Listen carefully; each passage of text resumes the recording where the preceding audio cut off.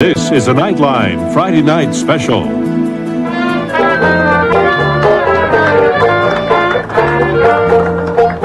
Why is it that some tourists worry about visiting New Orleans?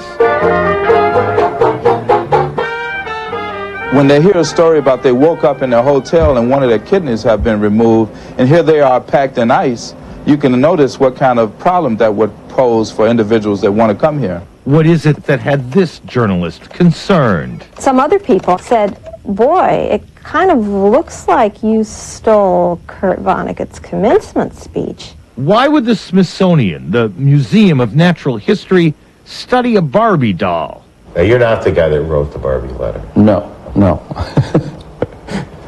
You wouldn't lie. They're called urban legends. You've got mail. It was picked up and put on the internet, and it's had a life of its own. These days, call it www.hoax.com.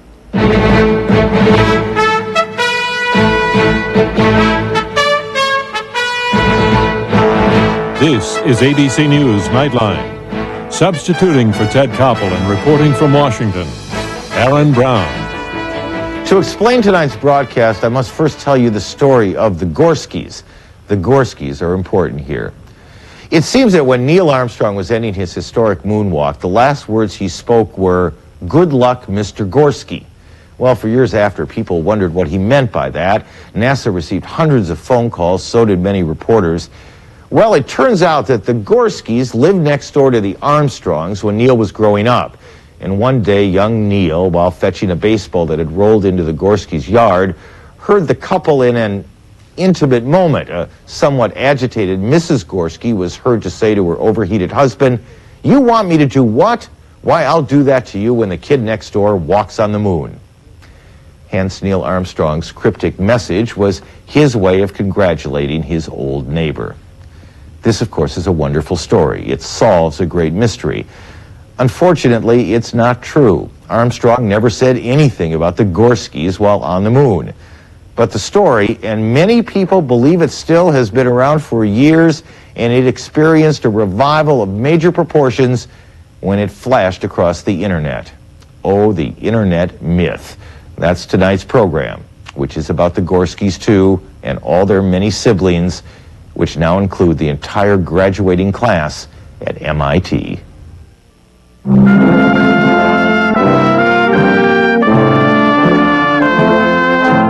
MIT is a wonderful university and always attracts great graduation speakers. So no one could have been surprised when they saw on the internet or in their email a copy of Kurt Vonnegut's commencement speech. This was a Vonnegut kind of speech. "Ladies and gentlemen of the class of '97, it began, wear sunscreen." If I could offer you only one tip for the future, sunscreen would be it. The long-term benefits of sunscreen have been proved by scientists, whereas the rest of my advice has no basis more reliable than my own meandering experience. I will dispense this advice now. And he does. In a wonderful, gentle, and quirky way, the speech is a practical guide for getting through life. Do one thing every day that scares you. Floss. Remember compliments you receive, forget the insults. If you succeed in doing this, tell me how. Keep old love letters, throw away old bank statements. All of this would have been great for the class of '97 to have heard, but alas, MIT didn't hear Vonnegut. They heard the head of the United Nations. We seek a United Nations that is leaner, more focused, more flexible, and more responsive. But thousands, more likely millions of people have read what they thought was the Vonnegut speech on the internet. It has been emailed around and emailed around some more. And as luck would have it, the email found its way to Jill Kremens, Kurt Vonnegut's wife. My nephew, Ian Graham, emailed it to me. I also heard about it from a writer friend of mine. They both sent me emails saying how wonderful this speech was. It was a wonderful, wonderful speech. If I could offer you only one tip for the future, sunscreen would be it. The long-term benefits of sunscreen have been proved by scientists, whereas the rest of my advice has no basis more reliable than my own meandering experience. I will dispense this advice now. The so-called Vonnegut speech was in fact written by Chicago Tribune columnist Mary Smeek on the 1st of June. 2 months went by. I can't say I gave that column a whole lot of thought. Then on Friday morning of last week, I got up, I checked my email from my readers, and there was an email from a Tribune reader saying, you know, this is really weird. I just got a group email of Kurt Vonnegut's MIT commencement address. I remember reading your column in the Tribune, and I just thought you should know that it's out there in cyberspace, completely misattributed. I laughed out loud. The thing was so ludicrous. But at that point, I had no sense of the proportion, the scale of what was going on. I never doubted that it was Kurt's. I thought, this is just wonderful. And, you know, that old rascal not telling me about this wonderful speech. So I called him in the country, and he was out in the garden or taking a nap or whatever. I'm sure he, he wasn't wearing sunscreen. And I left a message for him saying that it was just a terrific speech and that I, in fact, had sent it on to some of his children. Then he called me back about an hour later and he said, well, honey bunch, the reason I didn't tell you about that speech was because I didn't write it. What began to be unnerving to me was that some people said, do you know Kurt Vonnegut stole your column? But some other people, and this was far more unnerving to me, said, boy, it kind of looks like you stole Kurt Vonnegut's commencement speech. And at that point, I went into full panic, I would say. And so you set out to find Kurt Vonnegut. I set out to find Kurt Vonnegut, which was a difficult feat, but not nearly as difficult as trying to figure out who the first person was who stripped my name off the column. Are we any closer to knowing the answer to that? I'm certainly not. But somewhere out there, and perhaps watching this program tonight, whoever started this is laughing, I suspect. That's right. Are Culprit Zero, he's being called. Yeah. Are you laughing? I have laughed at this intermittently. I can pretty much laugh at it by now because ultimately no harm has been done. Can I ask you how your husband feels about all this? I think that he's bemused. I think that because he doesn't do email, he doesn't think in those terms, and he can't imagine how many people actually clicked on to this message of his. Mary Smeek is used to email, but she's not sure whether she should draw any larger meaning from this incident about the internet or cyberspace or this sort of instantaneous communication. People keep asking me, whither cyberspace, and all I can say is that that's a little bit like asking the dancing bear to recite the history of the circus. I don't know. You're just in it. Exactly. Is there a part of the column in particular you like? Oh, I'm the wrong person to ask. You wrote it. It was your advice. I meant all of it. Yeah. Dance, even if you have nowhere to do it in your living room, might be the most important line to me. Yeah. And the first and only time I will admit in public that I do that.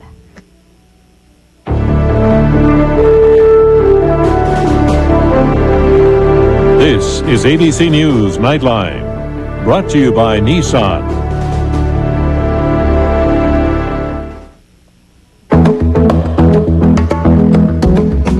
Nissan has just created a minor miracle. A new Altima that's roomier, quieter, and sleeker than ever before. But the miraculous part is that while they've raised the bar, they've done it without raising the price. The new Nissan Altima, starting at $15,000, $17,990 with a lot of stuff. After 30 years of dirt and 30 years of cleaning, a Moen faucet with the new LifeShine finish will look as good as it did 30 years ago. LifeShine by Moen. Buy it for looks. Buy it for life. There are new ways to help smokers who want to quit. Not a patch, not a gum, but prescription medicines available only from your doctor. Coming soon. Call 1-888-890-2STOP and get ready. On This Week with Sam Donaldson and Cokie Roberts, the UPS strike is crippling corporate America. Is this a bad omen for the booming economy? This week, ABC Sunday. Welcome to Purity Dairies. Since 1925, Purity has been a family business, and this family cares about one thing: pure, great taste. So we put our heads together to come out with yellow jugs to protect our milk's pure taste from the effects of light. And we put our foot down to see that Purity milk is rushed from our dairy to your store's dairy case. We think your kids will love that fresh Purity taste. Ours sure do. Purity. Great taste, pure and simple. Ready for some rugged fun this summer? How about a Chevy S10? You can get 2.9 APR financing or cash back on a Chevy S10 during the Chevy Big Value Big Savings event.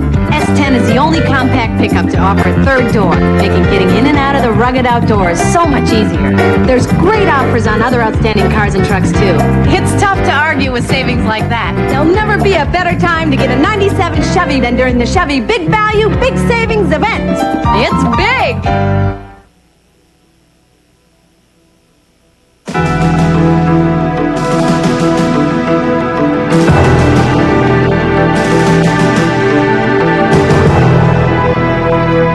Some of these internet myths are fun and harmless, but some are downright scary. Take the case of the kidney robbers. On the internet and in email, people are hearing about travelers out in the town who end up having their kidneys stolen, presumably to be used in transplants. Sounds a little far-fetched, but the letter, which begins "Travelers be wary" and ends with "This is not a scam or science fiction, it is real," and includes phone and beeper numbers to call for verification, is being taken very seriously by travelers, by doctors, and especially by the police chief in New Orleans, where these kidney thieves are said to strike. It sounded believable at first. I think based on the information that was placed on the internet, the person indicated that individuals would go to the French Quarter, have a drink, they were drugged, taken back to a hotel, and when they woke up that next morning, they were in a bathtub filled with ice, and one of their kidneys had been removed with a note on the wall saying, "Call 911 to get additional help." Have any idea who started this? We have no idea. We looked into it. I had to send people out to investigate, and then once we found out that it was a rumor and a myth, then I had to calm down the fears of people that were coming here. Was anything else stolen? No. Just my watch, my ring, and my kidney. Those fears may have been fueled in part by popular movies such as Harvest and Coma, science fiction films that warned of the horrors that might accompany the advance of transplant technology. We have a left kidney ready to ship. The bidding now stands at $42.5. Thank you. Every time we see coma on a television show or similar kinds of movies or books being published, the donation rate falls. And it's really a tragedy because here in the United States, every year, patients die while waiting for organs. Dr. Harold Helderman of Vanderbilt University practices transplant medicine. Well, in truth, there are countries where organs are sold by people who need the money. In America, we've decided that that's never going to be the way we do organ transplantation. Voluntarism runs or drives the American system. Let me go back to the original thing. You hear about this, and I assume part of you laughs at it. Yes, indeed. And says that's preposterous. We know that it's preposterous as a practitioner in medicine, and any patient who has been operated knows that it's preposterous because you don't wake up in a bathtub so easily. Do you have any idea at all how and when this started? Well, we are told that this was an original story that was planted by the Russian government in Central America a few years ago as a kind of disinformation story. And in fact, we're told that the Russian government has agreed that this was the case. But we thought that the story would die. It was picked up and put on the internet, and it's had a life of its own. This is really sad. I've been the national chairman of the Kidney Foundation for almost 2 years, and I have been interviewed on this topic more than any other. I made New York Times Magazine. I would have loved to have made it as a published writer or because I had done something wonderful. But we got a lot of notoriety from this, and I think that's very unfortunate also, because we're spending a lot of time putting out rumors rather than letting people know what it is that they need to know about kidney disease. Is it that we in the media are fascinated by such weird little stories as this, or that it is in its own way kind of irresistible, to be honest? Well, I think there's a little bit of truth to both of those statements. Yeah. I don't think there's any question that the media helps to fan the fire. It sounds sensational. It sounds interesting. Most people would probably look on it as being something quite lighthearted. Unfortunately, in this instance, I think some people have gotten hurt. Here's an information system that goes out worldwide. And you can put a myth, you can put a rumor out on someone, or put out a rumor about a particular city, and people read it, and some people believe it. And that's why we had in excess of 100 phone calls from large corporations, too. Not just individuals, but people representing large corporations that had planned to have conventions here. We've asked for anybody to come forward and say that this has happened to them, and we've had no volunteers to date. Well, yeah, to come forward and say, yeah, I was the guy in the bathtub in New Orleans? Yeah, I was the man in the bathtub. I was the woman in the bathtub. Take a look at my back. Take a look at my chest. We've had nobody come forward to say I'm a victim. You don't expect anyone to do that? I don't think so, because I think it's a false story. The person that composed that letter went to great length to write even a believable story. And I just, you know, when I read it, I mean, it sounds believable to the extent that they went to great lengths explaining about the ICE procedure, about what to do when you wake up, and how to call 911, and had a note on the wall. So I think more than anything else, those kind of stories sometimes are believable. You're not laughing about this. I'm not laughing about this too much. You've got to figure the guy or gal who did this, if they're watching the program tonight, is probably chuckling pretty good, though, don't you think? Yes, they probably are chuckling, but like I said, if we ever find out, you know, here in the city of New Orleans, we will prosecute. You'll go get him? Absolutely. I'll be meeting with the district attorney to see what we can do to prosecute that person, or those persons. Some families get more done in a day than others do in a week. They're the first to do anything, including to say, "Hey, how's it going?" Now there's a car that does as much as your supercharged family. Introducing the all-new supercharged Regal GS. No other sports sedan squeezes in this much supercharged fun, power, and standard safety features into your daily routine. Regal GS by Buick. Hey, life's a blur. The all-new Regal GS, the official car of the supercharged family. GE begged me not to exaggerate during this commercial, so I'm just going to say that switching from ordinary bulbs to GE halogen lighting will give you a whiter, crisper, brighter light. I'm not going to say it'll make your home look like new, or, you know, make Junior more presentable, or even make you look younger. Hey, all I'm saying is, you ought to try them. I'm not promising any miracles here, folks, but with the revolutionary GE halogen effect, you'll definitely see a difference.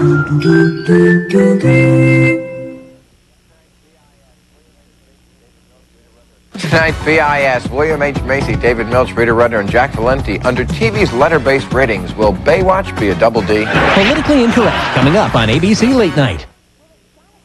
Are we having fun yet? Well, at Sonic we are. It's summer. And at Sonic, that means fun food and fun drinks in a ton of flavors, like our shakes and malts.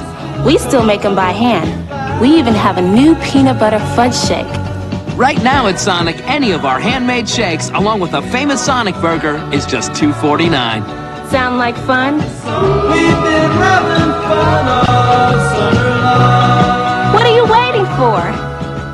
This week at Just for Feet, find fantastic finer Fila footwear for far fewer funds like $49.99. The men's Fila Underglass basketball shoes are further reduced for $49.99.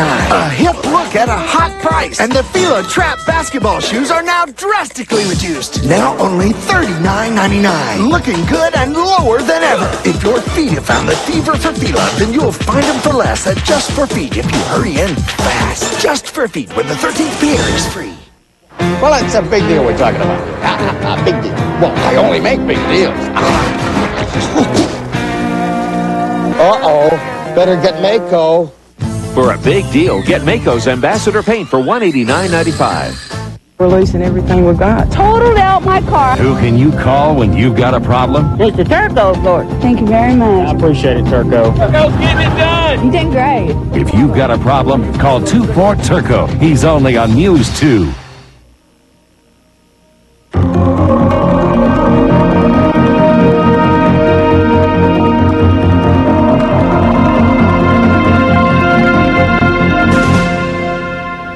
Dr. Dave Hunt, who manages the anthropology collection at the Smithsonian's Natural History Museum, spends most of his time analyzing skeletons from archaeological digs. But in recent years, he's also been the Smithsonian's point man on the Barbie head issue. The Barbie head letter is something that's been around since the mid-'80s. As near as anyone can tell, the letter, written by the fictitious Harvey Rowe, director of antiquities at the Smithsonian, began as a kind of chain letter and was then copied on the internet, where its circulation grew exponentially. It is supposedly addressed to a befuddled amateur researcher who believes he has made a major anthropological discovery. It reads in part, "We have given this specimen a careful and detailed examination and regret to inform you that we disagree with your theory that it represents conclusive proof of the presence of early man in Charleston County 2 million years ago. Rather, it appears that what you have found is the head of a Barbie doll, of the variety one of our staff who has small children believes to be the Malibu Barbie." The letter, which is quite long and full of understated humor, concludes, "To the best of our knowledge, no Barbie dolls were produced prior to 1956 AD, and carbon dating is likely to produce wildly inaccurate results." He writes back and identifies that this is truly not a Australopithecus spifferino, as the man wanted to call it, and he thanks him greatly for his donation, but they can't add it to the collections, along with also his juvenile Tyrannosaurus rex femur, which he identifies as a Craftsman 9mm, rusted Craftsman 9mm wrench. So, why do you think the Barbie letter, or the Rowe letter, has lived on so long? I don't know. That's a good question. I suppose part of it is because it is written in such a way that it can be identified as being partially factual. Because there is enough scientific jargon, etc., that's put in there that it does sound legit in a way. And so when the Smithsonian Institution's name is attached to it, it becomes something that, well, this must be true, or this must be accurate, or this must be real, when in actuality it isn't. So while the Barbie head may be nothing but a tall tale, there is another persistent rumor that Dr. Hunt must deal with constantly. But this one has a very large grain of truth to it. People are always writing in to ask, does the Smithsonian Institution have Albert Einstein's brain? Somewhere in here, Einstein's brain? No, Einstein's brain is not here. Einstein's brain has never been here. And it will never, I don't doubt that it will probably ever be here. Einstein's brain is with Einstein? No, Einstein's brain is, last time I had heard, somewhere in Lawrence, Kansas. Seriously? Mm-hmm. So it's not a put-on? No. Somebody has Einstein's brain. That somebody is 84-year-old Dr. Thomas Harvey, a pathologist who performed Albert Einstein's autopsy in 1955. And he's not in Lawrence, Kansas anymore. Dr. Harvey and Albert Einstein's brain moved last year to Titusville, New Jersey, where we tracked him down this evening. Apparently, Dr. Harvey sliced the father of relativity's brain into 200 pieces some 40 years ago. He then sent those brain fragments on slides to scientists around the country. Knowing that his brain was of interest to most everybody, I saved it and carefully preserved it. This is true. It really happened. He really sliced up Einstein's brain and sent it around the country. In fact, this may be the only true thing we've told you tonight. Some final thoughts in a moment.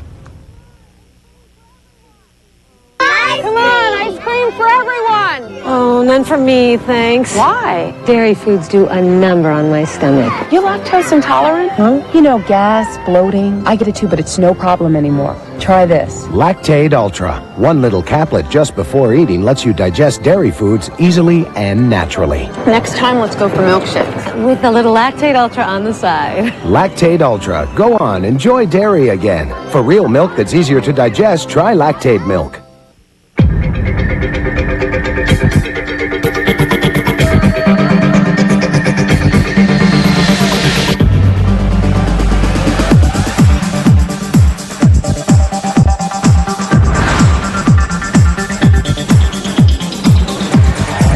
This is actually a family car, but that can be your little secret. Ford Taurus. Now get $1,500 cash back on Ford Taurus. Hey buddy, does that camera of yours give you easy drop-in loading like this? No way. Then can it give you 3 different options for great pictures like these? Oh, too bad. How about an index print so it's easy to order reprints? Didn't think so. Maybe what you need isn't just another camera. What you need is an advanced photo system, like Kodak Advantix. It's a special kind of film. It's a different kind of camera. It's a better way to take pictures. Further. He hits you, but it's all right afterwards because he tells you that he loves you. I want you to take him out for a drink. In fact, I want you to be real nice to him. Buy him doubles. I want you to spin him around and cold cock the son of a ba-da-bop, ba-da-bop, ba-da-bop, down the stairs. This is the crucial part. I want you to bend over him and tell him that you love him.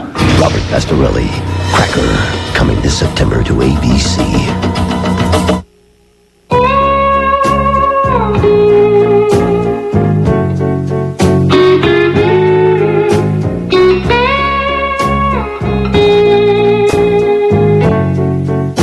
You know, if more car companies recycled old commercials like us, they too could afford to offer you a deal like this.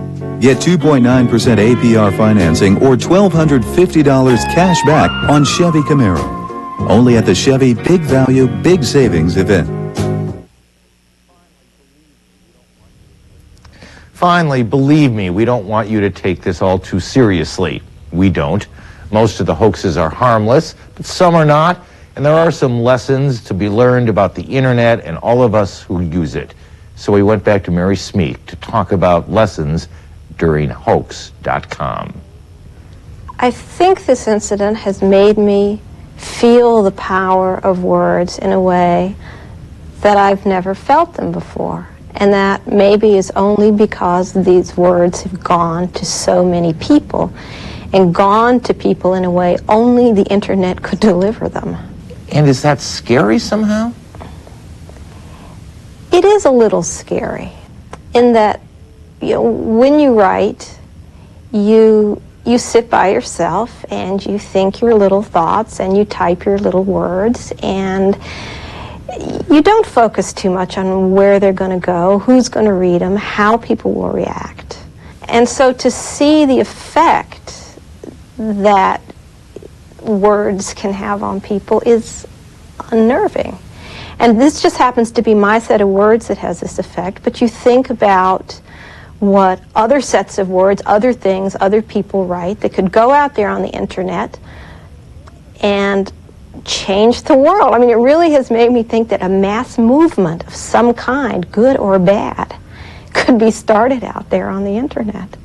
So if it was good advice not to believe everything you read in the newspapers or see on TV, it is especially good advice where the internet is concerned.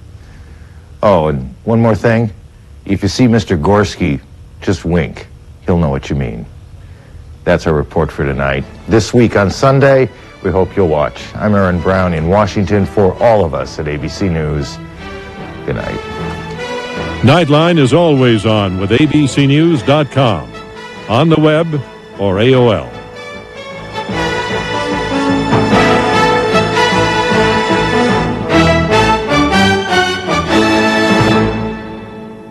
Nightline has been a presentation of ABC News. More Americans get their news from ABC News than from any other source. ABC News, now always on.